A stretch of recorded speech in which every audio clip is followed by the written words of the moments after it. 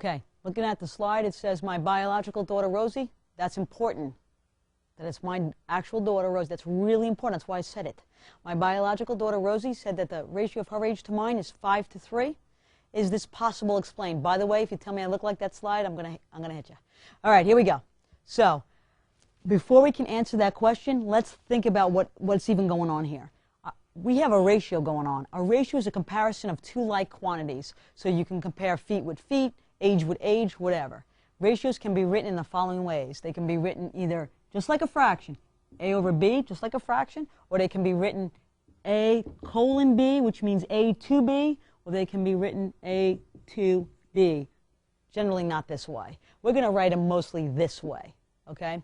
A ratio is not different from a fraction, but what is important, if I say 5 to 3, then the 5 must go in the numerator or first, and the 3 must go in the denominator. So anything before the word 5, before the word 2 goes in the numerator, after the word 2 goes in the denominator. Or if you're writing it like this, be before the colon, after the colon. Of course, 5, 2, 3. Okay? So let's go back to this question. My biological daughter, Rosie, said that the ratio of her age to mine. Okay, now think about what's going on. Her age to mine. She said her age to mine is 5 to 3. That doesn't mean she's 5 years old and I'm 3 years old, but it means 5 to 3. Is that possible? If that's the truth, remember that ratio, the order in which it comes in is important. So 5 to 3 makes no sense unless she's older than me. She can't be older than me because she's my biological daughter. That's why it was important to say biological daughter, okay? Because she might have said, well, you adopted somebody older than you. That's possible. This is not a trick question. It's my biological daughter. Okay, so that is impossible because that means her age would be bigger than my age, okay, or more than my age. So that's impossible. So let's just kind of play with ratios for a little bit. Okay, a rectangular table has a length of 2 feet and a width of 39 inches. Okay, let's take a look at this. It has a length of 2 feet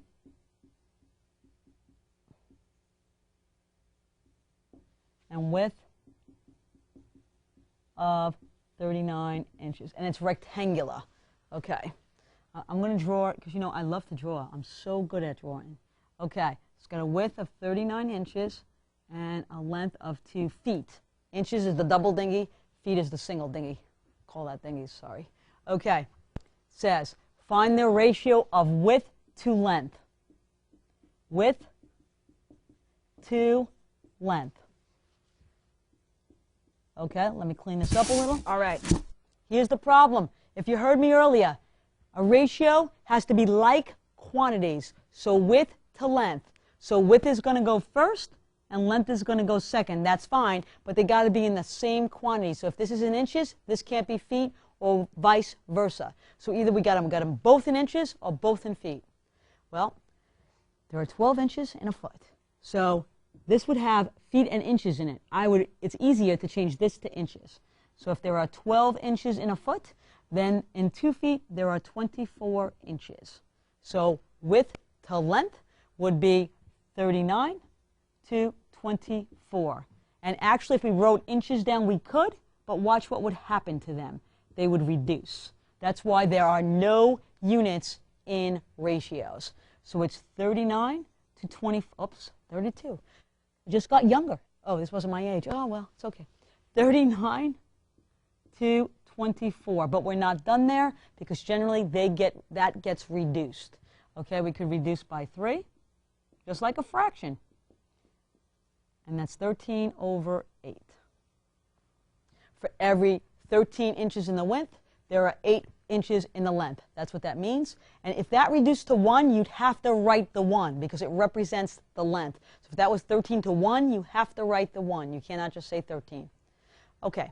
In B, it says find the ratio of width to perimeter. We're halfway home.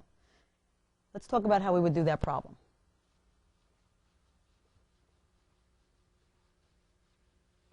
Width to perimeter.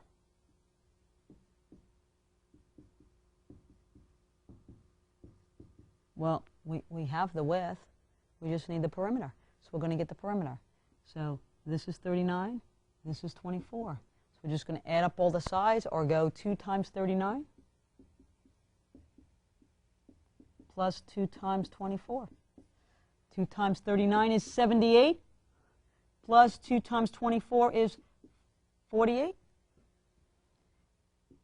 We add this together.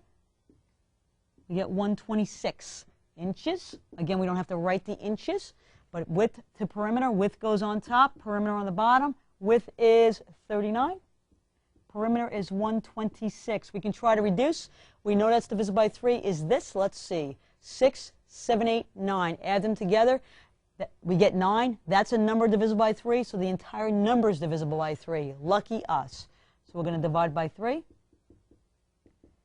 This is 13. Divide by 3, a little short division. 3 into 12 goes 4 times. 3 into 6 goes twice. 13 over 42.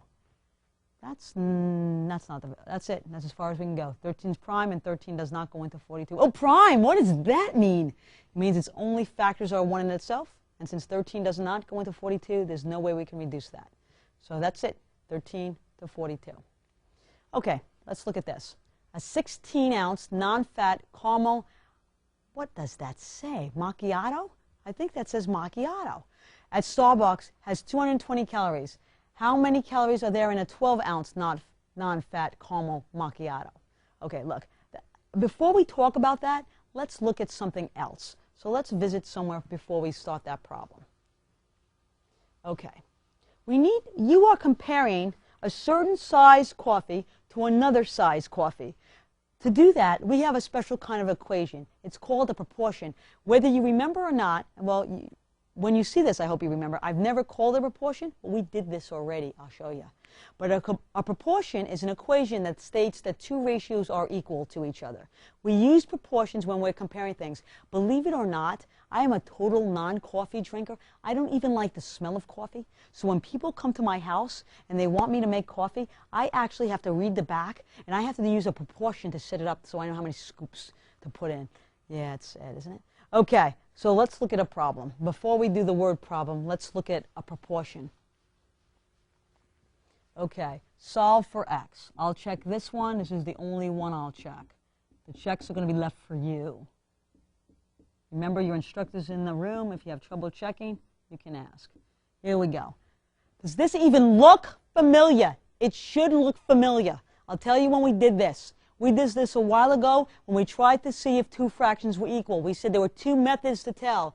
One is to reduce the fraction. The other was to cross multiply. Remember when we said we could cross multiply? If you don't, I'll tell you. We said if there was an equal and one fraction equal to one fraction, you have something called a proportion. So this is a proportion. The equal sign allows you to cross multiply. I cannot reduce. Even if 7 went into 45, which it doesn't, but even if it did, I could not reduce that. That would have to be a multiplication sign for me to do that. Be very careful. That is not a multiplication sign. That is an equal sign. It's called a proportion. Watch me do this problem. It is so cool, you'll wet yourself. Watch. Here we go. What I like to do is I like to find the x. Go right across, and that's 5 times x, or 5x. And now, here, doesn't matter which way you go, 7 times 45. Notice, the thing I need you to notice is that the fractions are gone. The fractions are gone. So the quickest way in a proportion to clear the fraction is to just cross multiply. But this only works in a proportion when you have one fraction equal to one fraction. Can I call this a fractional equation? Yes, I can. I can call it a fractional equation. But it's a special kind of fractional equation called a proportion. I could use the LCD to clear this, but I don't have to because it's a special kind called a proportion. So the fractions are gone now. So watch. I can multiply. 5x equals 7 times 45, which is 315. And now I know how to solve that. I divide by 5. I divide by 5. Good night. I get x equals 63. So that's my answer. Awesome. That was so easy. And now I'm going to check it for you. This is the kind of thing we had in the module where we were doing fractions. I actually asked you, were these equal? And you had two choices. You could either cross multiply to find out, or you could reduce both fractions. You could do whatever you wanted. I'm going to reduce just to prove it to you, because I'm afraid if I cross multiply, you're going to think I'm like giving you some trick. All right, so here we go. I'm going to divide the top by 9, I think, and the bottom by 9. Yes, I will. 45 divided by 9 is 5. 63 divided by 9 is 7. So that's 5/7. So is this. Checks out. Ah, what a beautiful thing. All right, so that's the check. Okay, let's take a look at these two questions. Again, this is a fractional equation. We can do LCD over 1. We can multiply both sides by 15, which is what would be the LCD. But now we know this is not only a fractional equation, it's more specifically a proportion. I know that because it's 1 fraction equal to 1 fraction, okay? So what I'm going to do is I'm going to cross multiply. Watch how this is going to work. I'm going to come down here, and I'm going to get 5, but be very careful here. Don't skip this step. It's 5 times the quantity, x minus 5. That's really important. It's 5 times that whole thing, okay? Equals, ready? 3, don't skip this step, times the quantity, x plus 2. Now, let's take a look at what we got. We got an equation we have to solve. We go to the left side, okay? We see if there's anything we can simplify. Well, I can't do what's inside the parentheses because they're not like terms. I'm going to have to distribute. So 5 times x is 5x. 5 times a negative 5 is a negative 25. Remember that once I distribute, the parentheses go. All right, here we go. Same thing here. 3 times x. Positive times a positive is a positive 6. Now we solve as usual. So remember, I get my choice here. There's nothing left to simplify here. Nothing left to simplify. There's a numbers and letters on both sides. So I'm going to get my choice. I have the marker. I'm getting the variables to that side. Okay, my choice.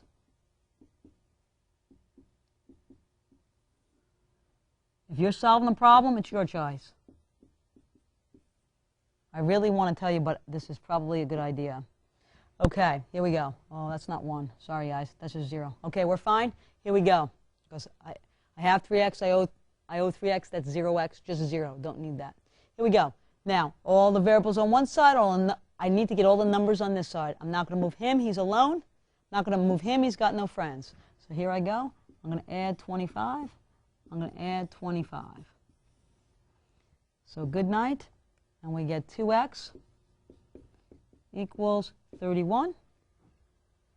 I'm going to divide by 2. Oh, don't get nervous. It's okay. X equals 31 halves. It's all good. Don't worry about it. And that is my answer, 31 halves. Don't need to change that to a decimal fraction, anything, decimal, mixed number, anything. It's fine as long as it's reduced, and it is reduced. Okay? All right, ready for a new one? Here we go. Fractional equation, yes, but even better, it's a proportion, so we're going to cross multiply. So this is just 15x equals, here we go. Don't skip this step. 5 times the quantity, 3x minus 4. Oh, I'm already loving this problem. You don't even know, but I already saw it. It is going to be so cool. You ready? Here we go. 5 times 3x is 15x. 5 times a negative 4 is a negative 20. Okay. Now, all my numbers are on the right. I got to get all my letters to the left. I'm not going to touch him. He's alone. I'm not going to touch him. He's got no friends. This is a positive 15x, so I'm going to subtract 15x. I'm going to subtract 15x. Notice what happens. 0, I must write the 0. It represents a side. 0 equals negative 20. Now, here's the deal. The deal is my variable dropped out. So now it is no longer a conditional problem. I don't have x equal anything. I have to decide whether this statement is true or false. This statement is false. When the variable drops out and it's false, that tells me the answer is no solution. So there is nothing I can put in for x that will make this true. Awesome. I love those. Very cool. Okay, back to Starbucks. Here we go. You know, before we go to Starbucks, I just want to show something to you. Show something to you. Okay, 1/2 equals 2/4. That's a true proportion. I can see that because we've actually already done this exact same problem, where I can reduce this and get this, I can build this and get this, or now, watch, I can cross multiply.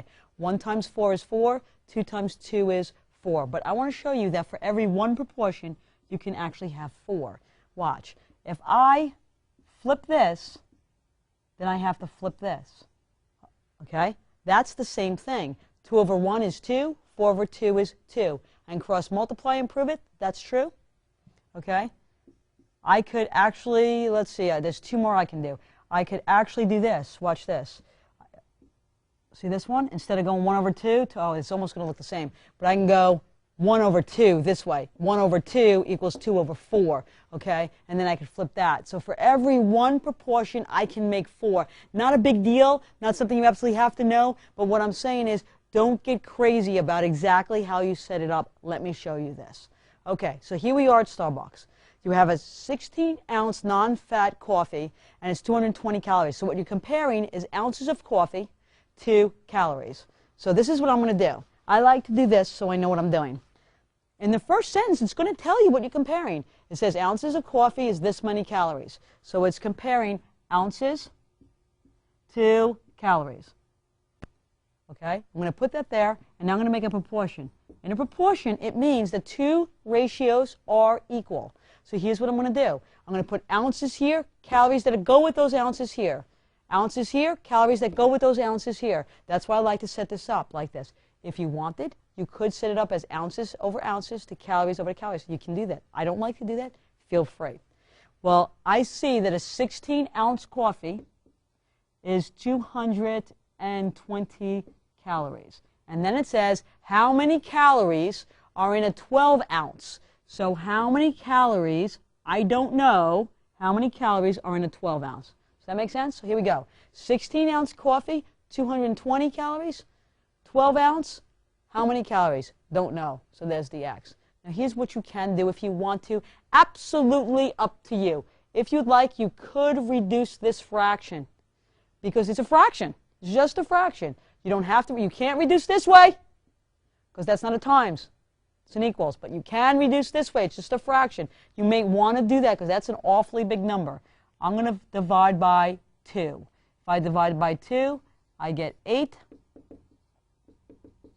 and 1/10. I could divide again. Okay, if I divide again, I'm going to do it. I'm going to do it. I just think it's easier.